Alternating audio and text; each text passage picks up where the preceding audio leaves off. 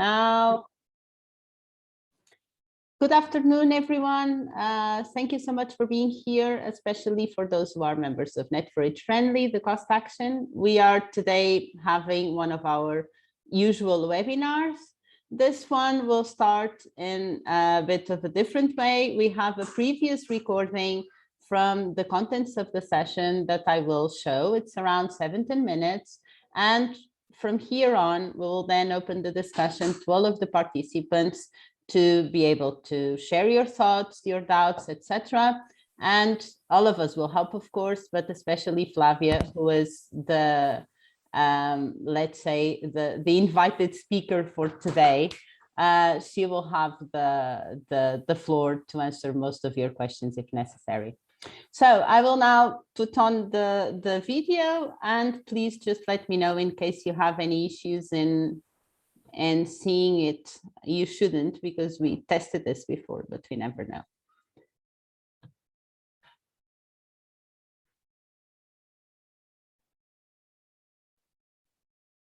Hello, my name is Flávia Rodrigues, and I am a communication specialist, and I also work as a dissemination manager in several national and international projects with different funding. Today, I want to share with you the correct use of the graphic elements and PowerPoint presentation of NET4Age-Friendly, and also the correct use of the funding logos. I would also like to leave you with some tips and tricks to use in the PowerPoint presentation that probably you are planning in your future. By the way, this is the cover that was designed for the NET4Age-Friendly PowerPoint presentations. As you know, the visual identity of something is very important, and therefore the visual identity manual should always be consulted, because there you will find the guidelines for the correct use of the logos. Today, I'm going to show you the whole graphic elements manual and the correct uses of these elements. The visual identity manual works as a guide that should be consulted when in doubt about the use of a graphic elements. Let's start with the logo.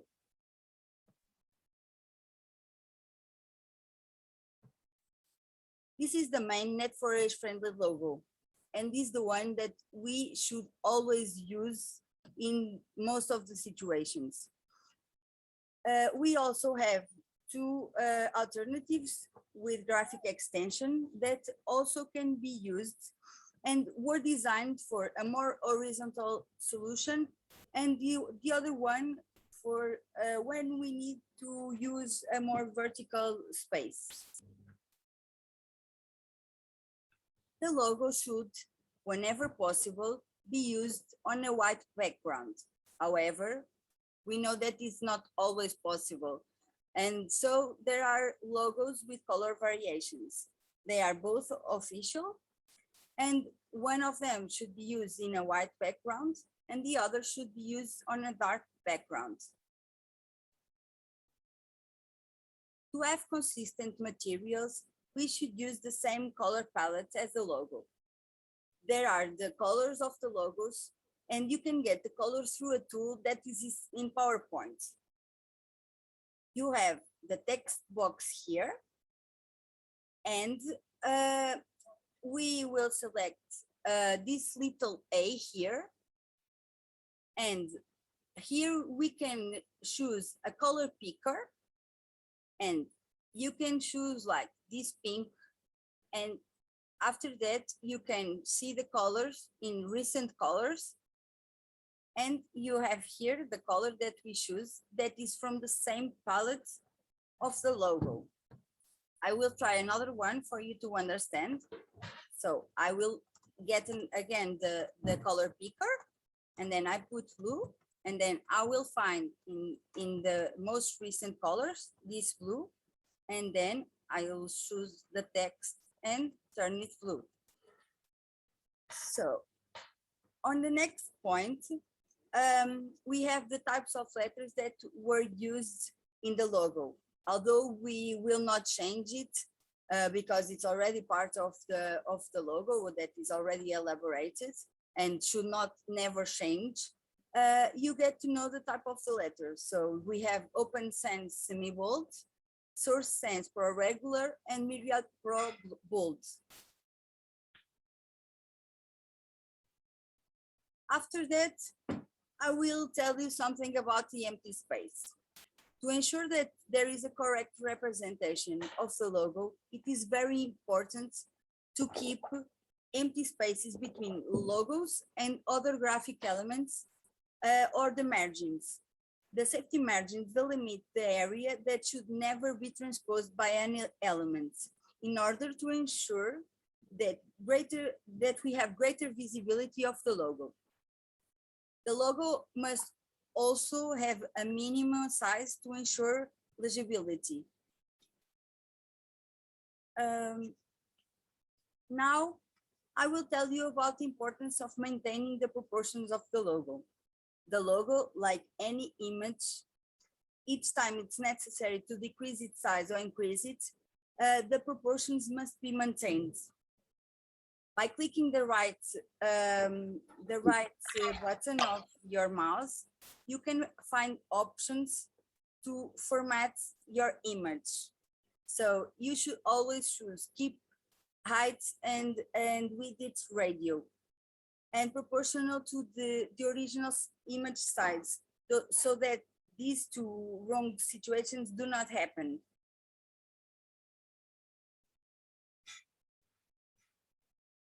Another very important issue is the behavior of the logos on photographic backgrounds. I leave you with these two good examples here. As you can see, in the bad examples, there is no reading of the logo. They are on top of colored images, and we cannot read correctly the logo. In the good examples, we have one blue example and another one in white, and we must always apply the logos in more uniform color patches. When we use logos on top of photographs, we should always look for uniform color patches to use them.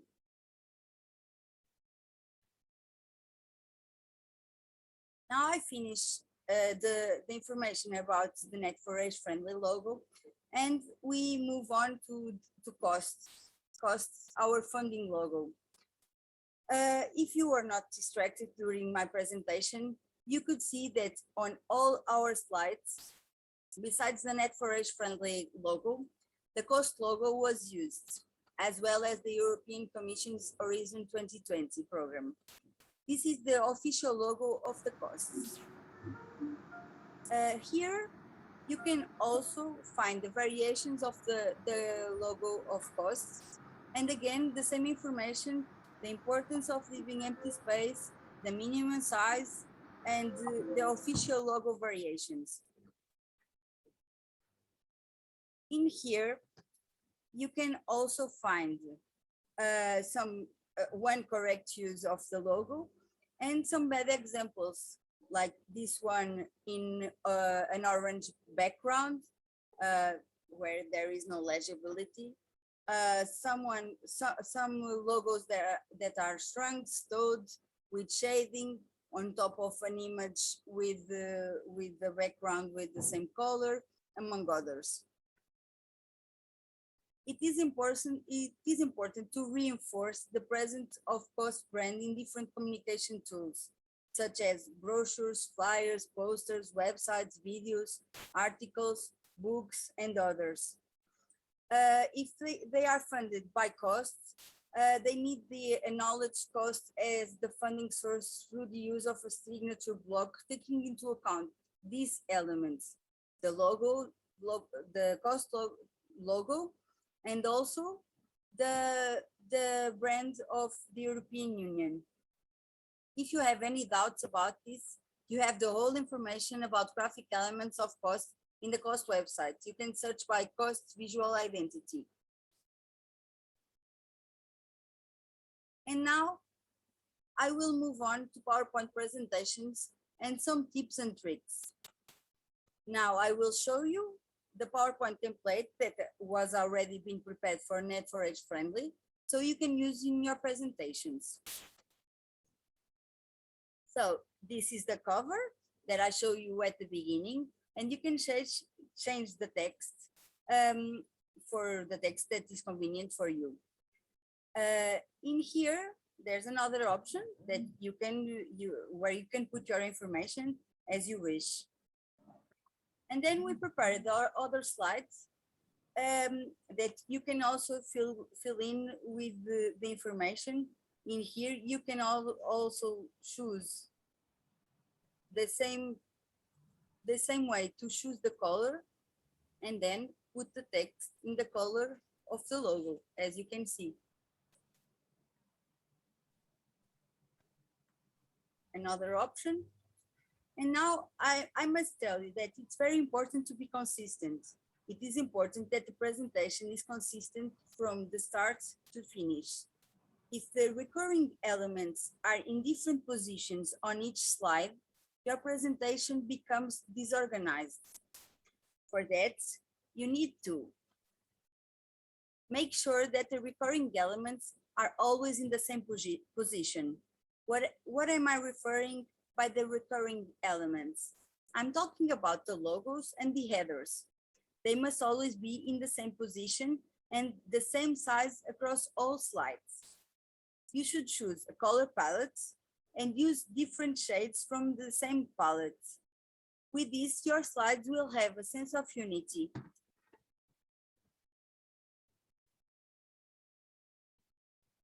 Now I will talk about the type of letters, the fonts. First, I will tell you about some fonts that you should never use. Comic Sans should never be used in official documents. And Times New Roman, this one, has serifs, these little crosses, these little elements here. They are known as serifs and is therefore difficult for people who can see very well. This kind of letter is very difficult to read. These two are you can use it freely because Trebuchet and Calibri are very easy to read, but it's very important for you to choose a font and maintain the consistency. I will now tell you about the text hierarchy. I will give you a good example and a bad example. In the correct example, the title is highlighted, as you can see, and then the subtitle is a brighter color, but is less highlighted. But you can see that it's more important than the text. In here we have the text that is formatted and with equal importance through the text. In the bad example, you can see that the title is smaller than the rest, and then the subtitle, and the text is not justified, and it looks like a bunch of nonsense letters. It's very difficult for you to understand the information that is in here. So let me give you another example of a poorly organized and unreadable text. As you can see, this in here, you cannot see what is more important. The letters are too small. The space is random. The spacing is random. It's not very easy for you to get the important information. After that, I will give you, I think these are good examples with highlighted titles, and the organization of the text is always in the same way and with bullet points that I think is very easy to read and to take the information that you need. Now I will talk you about contrast. Up here we have the NET4Age-Friendly palette that I choose in the beginning. And in here we have, if you want to take these colors, is the same way that I told you before. So go to DA, choose the color selector, and then choose from one of these colors that you want to use. This blue belongs to the NET4Age-Friendly palette also.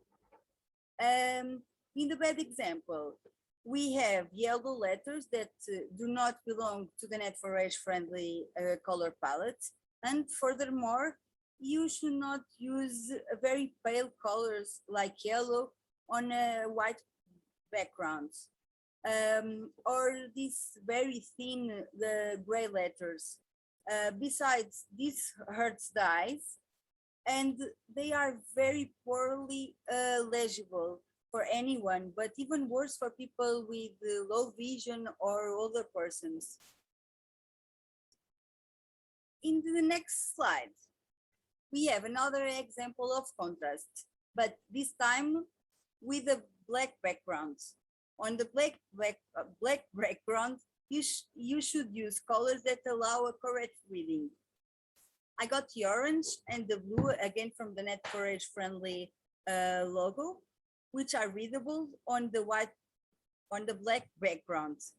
Once again, in the bad examples, there are colors that do not stand out, that get too close to black, and do not allow the letters to be read by everyone.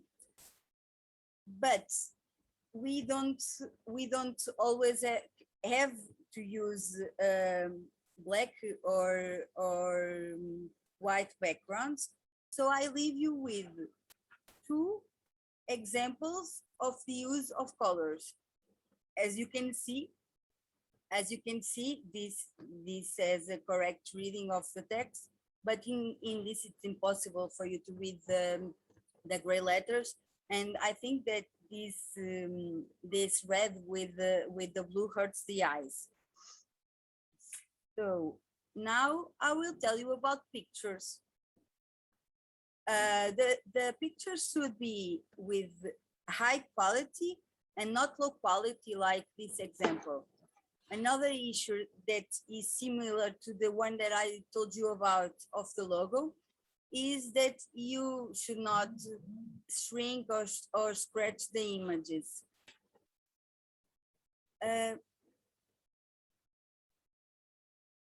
Also, if you want to edit your photos, you can click picture formats, and you can see there are many options like corrections, recolor, or filters. Another thing that I want to tell you is that cropping is very important and very useful.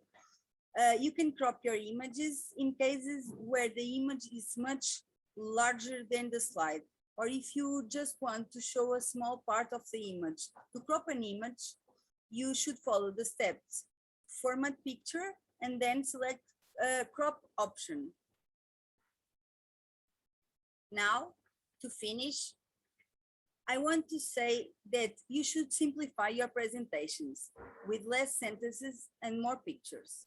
With the photographs or images, you can illustrate much better what you are saying in your words, and so your presentation will be much more interesting and will get much more attention from the audience. Don't forget to find some free pictures websites with no author rights. I hope the tips are helpful, and I say goodbye with this page of the NET4Age-friendly PowerPoint presentation that is also available on Teams, so you can finalize your presentations. Thank you.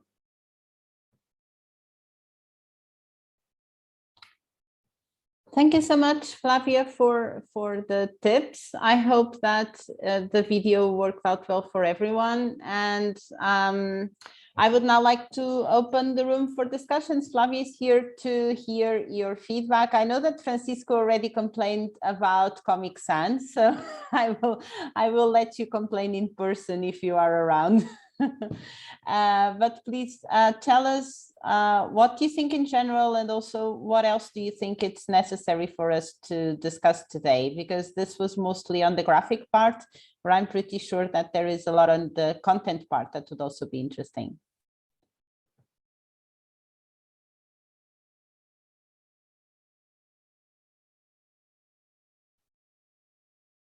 Flavia, do you want to provide any further information now while we are waiting to see if there are any issues?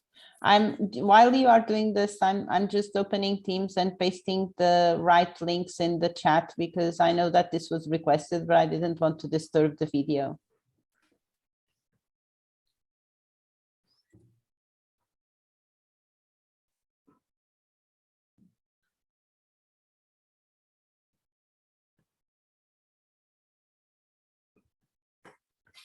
So maybe if you don't have any questions, I also would like to thank you for being here today.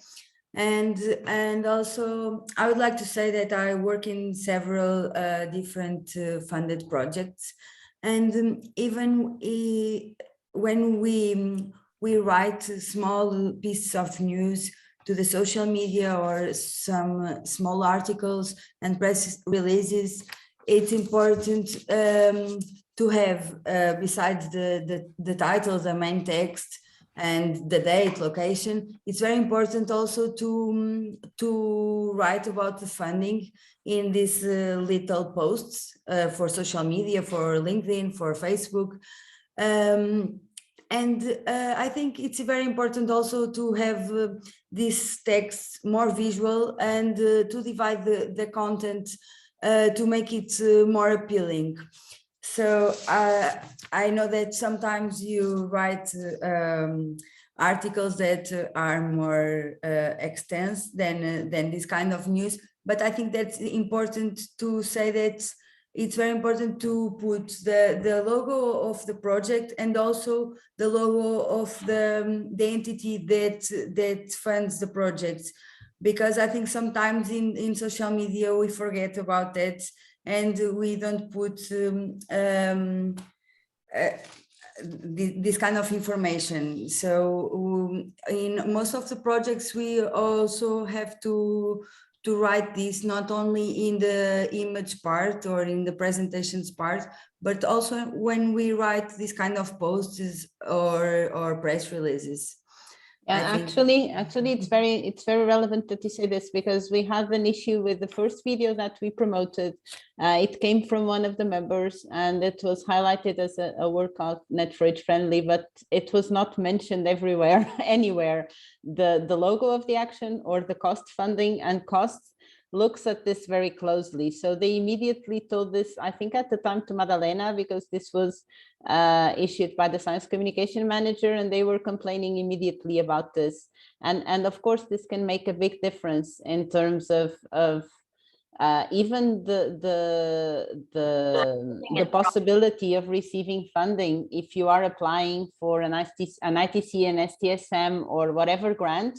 If you miss the rules, this may even hinder the fact that it is paid. So that part is for sure very relevant. And I was thinking about all of the VTM grantees that now have to present the work. I saw the question from Matteo, who is one of those. Please be aware that for the final reports and the products, videos, etc., you should really take this into consideration, because this can hinder the payment of the grants at the end. Just one question, Karina. When you can do a video, is it enough that a roll-up, for example, is portrayed in the video with the logos according to all the rules of the action? Because I don't know how to label. I can understand how to label a print material. You know, you have sizes. How do you portray the logos in a video? You can record video record. What we have been doing, and I can show you here because this was what we did today. What I have been doing is to make this. Give me just a sec so that I can share the screen. I have been making, let's say, these PowerPoint images for every videos, and we put this in the beginning. I have the template I can share with everyone. So this has been changing from one to the others, but every time, as you can see, you have here the Net4Age-Friendly. This was an old one, logo there, and you have the cost action, and you have the disclaimer, because this is also mandatory. So we have been doing all of this for all of the videos, and we put it in the beginning and in the end, and this should be enough. So I can also share this in the SharePoint folder. I can put one of these examples, and then it can be used for all of the videos. Just one thing before you reply, Madalena, if you have anything else, just to say, Ifat, I'm seeing that you say you cannot log in. The SharePoint folder is managed by Willica. So if anyone has any issues, everyone is there as participant. But if you have any issue, can you just email Willeke, please, to ask for access so that this is easily solved? Thank you. Yeah. Thank you. So Madalena, do you think this solves it for you? And yes, yes, yeah. we can just adjust inside. So we can change the photographs of the people depending on the event. We can, you know, this is adapt. This is just a basic template. What is in the background is the mandatory, Very and then you can excellent. adapt. Yes, thank you, Karina. Yeah, I hope this is working well, but if you think that there can be other materials that you would need either for videos or other things, we can always add to this template folder, because the idea is a little bit exactly to give enough materials to all people to already do this in their dissemination project. We are still working on all the video recording we did at 2 days. It's almost ready for release, and it's very good that you gave us now this slide. So we put before and after the beginning of any material. Okay. Perfect. Thank you. Just there only will be, there are only the interviews, the individual interviews. We won't put this because otherwise it's going to be 20 interviews. You know, if you upload on a website one single registration with 10 interviews, if someone wants to listen only to one interview, has to listen to the entire file. So we're thinking to upload the different interviews separately.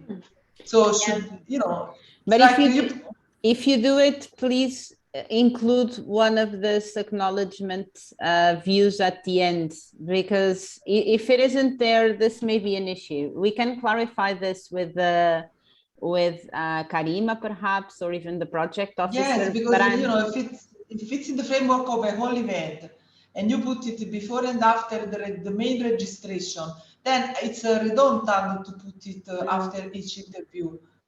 Yeah, if it's there, as long as if every time you access a material, now we put it at the end. We put it at the end, because putting it beginning and then it's gonna be boring for people. Yeah, I don't find a problem that it is at the end. As long as it is there, I think it's okay. Yeah, main file we put beginning and end. Smaller files we put it only at the end. Perfect. I think that's a good solution. Yeah. Yeah. Okay.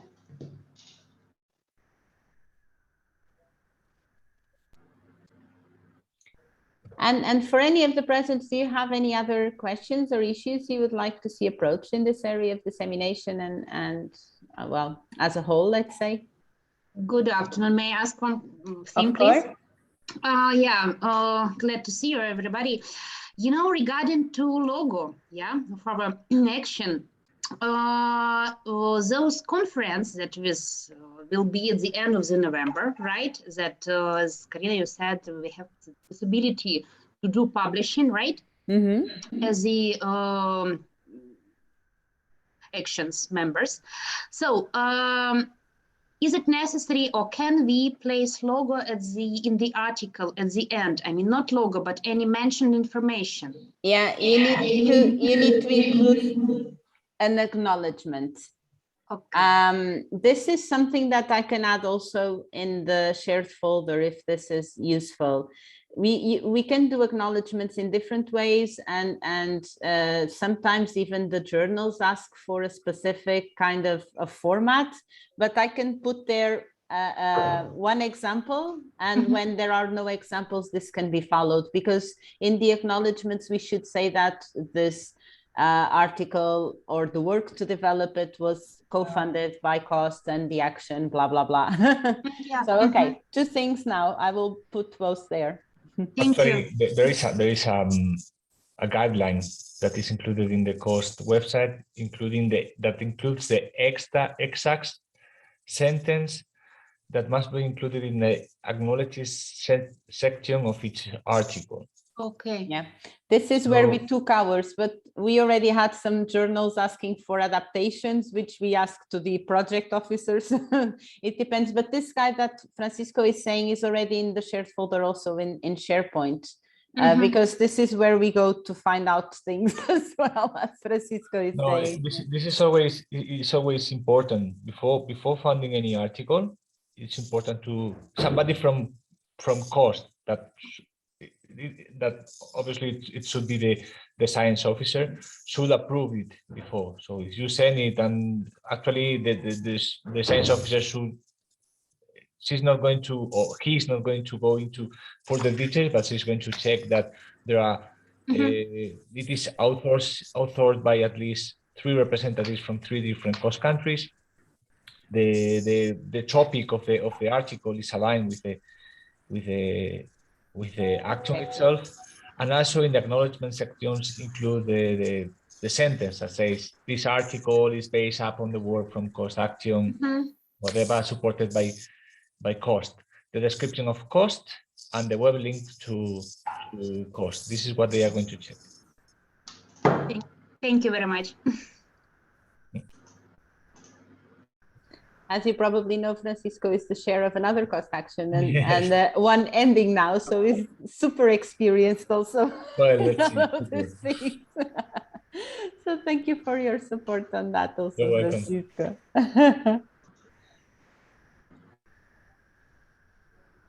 So do you have any other additional questions? Because if not, I would also like to ask for something to all of the present, which is one of the parts of communicating our work is also through the news of our website and social media. And although we have had some increase in these, I still think there's a lot of room for us to receive your feedback about the research you are doing, what you would like to see highlighted. And we would be very happy to use the social media and the website to promote this, as long as it is, of course, in the scope of NET4Age-Friendly. So if you can, please just don't forget and see what interesting things you have and share them with, in this case, possibly with Madalena and me by email, and we are happy to put this together as news items and place them in the site, in the website and social media. This is relevant for the action, and I think it can always be interesting for you as well, because we reach a lot of members, and then your work is highlighted there. So there's Karina, but maybe we can also tell people that they can highlight local events. Because we can, if they provide a few photographs and a short summary, we can, you know, adapt it to a news communication, and it is fine, because it means that after all, we are trying to develop local ecosystems, SHAFE ecosystem. So anything that is developed at local level that is in line with the SHAFE, throw it there, because it all makes sense after a while, because it's clear that what you are doing your activities are interconnected to each other. Yeah, that's exactly it.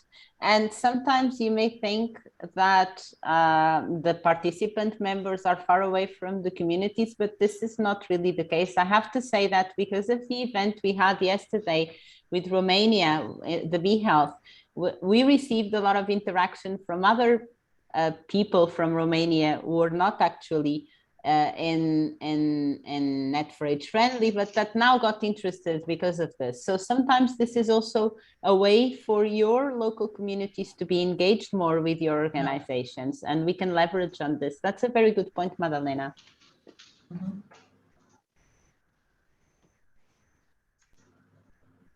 So I probably give 1 minute for final questions, otherwise we can wrap up. If you have any additional, even if small issues or difficulties, please feel free to reach out to me. And I also count on the support of Flavia if something is more technical, or if you need some specific support, that's quite okay. So I think we can wrap up. Thank you so much for being here, all of you today. Thank you so much, Flavia, for the nice explanation. I hope we see you soon with a lot of new items and news and disseminations and articles and etc. And see you soon on the next NET4Age-Friendly event. Bye bye. Thank you. Ciao. Bye. Thank you. Bye bye. Bye. Bye bye.